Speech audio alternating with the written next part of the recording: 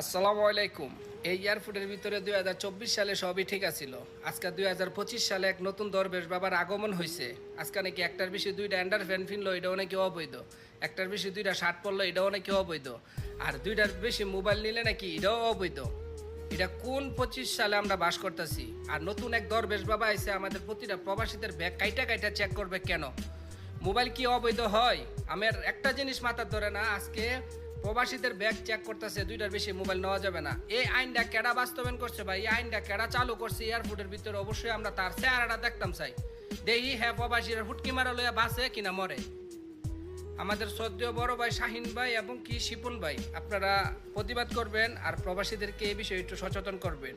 অবশ্যই প্রতিটা প্রবাসীকে ঘুমন্ত অবস্থা থেকে জাগিয়ে তুলবেন এই এয়ারপোর্টের কর্মকর্তার বিরুদ্ধে।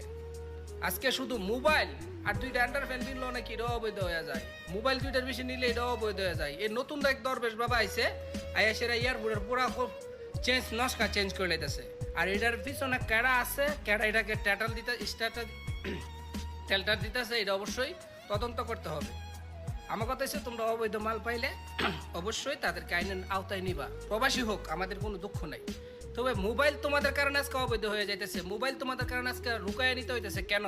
একটা প্রবাসী দুইটা মোবাইল চালা, আর যখন বাড়িতে যায় তখন সে নতুন দুইটা কিনে ঘরের জন্য, তাহলে তার কাছে অলরেডি 4টা হয়ে যায়। আমিও 24 সালে যখন বাড়িতে গেছি 4টা মোবাইল নিতে পারছি।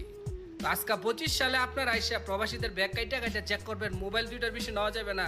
এটা আপনাদেরকে কেডা দিছে এই সিদ্ধান্তটা? ডক্টর ইউনূস সাহেব দিছে না কোনো উপদেষ্টা দিছে? আপনারা বলেন।